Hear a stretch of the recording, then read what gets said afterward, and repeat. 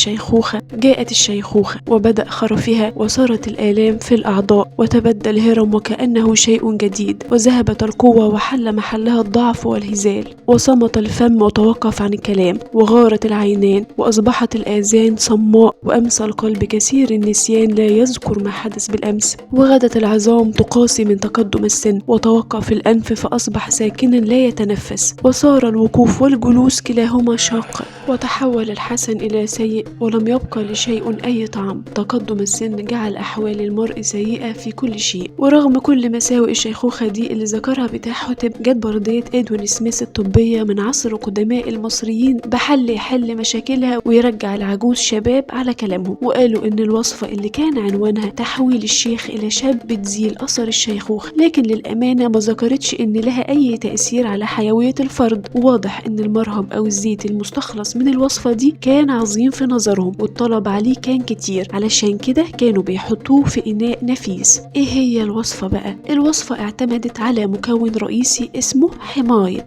وقال المصري القديم إنه هيحضرها على النحو الآتي: مقدمة لفيفة تحويل العجوز إلى شاب حاطعة امجات نتقرت إياه امرنب.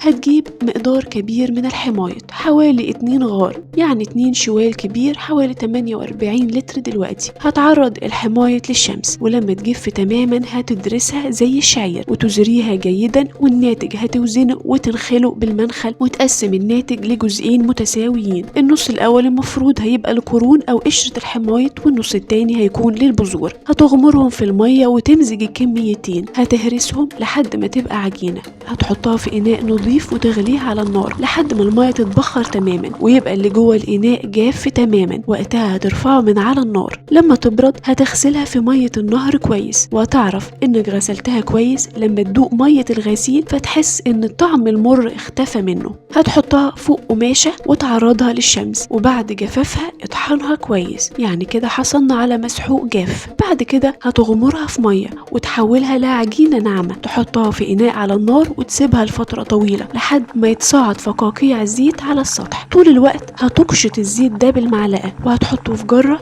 كنت ليست القعر بتاعها من جوه بطبقة ناعمة من الطين. هتقشط الزيت وتصفيه في الجرة باستخدام قطعة قماش. في النهاية انقله في إناء من حجر نفيس واستخدمه كمرهم. هيطرد البرد من الرأس وأي حمى في الجسم ولو دلكت بيه الجلد هيفضل طري وجميل وهيخلصه من العيوب والتجاعيد وكل بقع الشيخوخة وجميع الالتهابات اللي في الجلد وقد ثبت فعاليته ملايين المرات.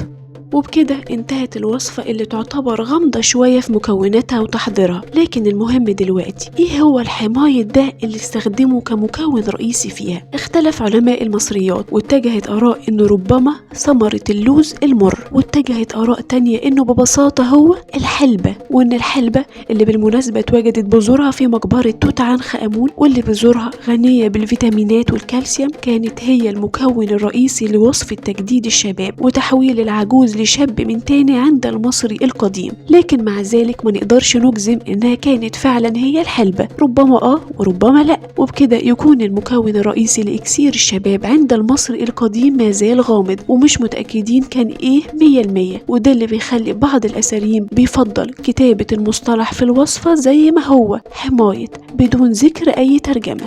كانت معكم سالي أحمد. حافظوا على أثاركم تحموا تاريخكم. بتمنى لكم هيرو نفر.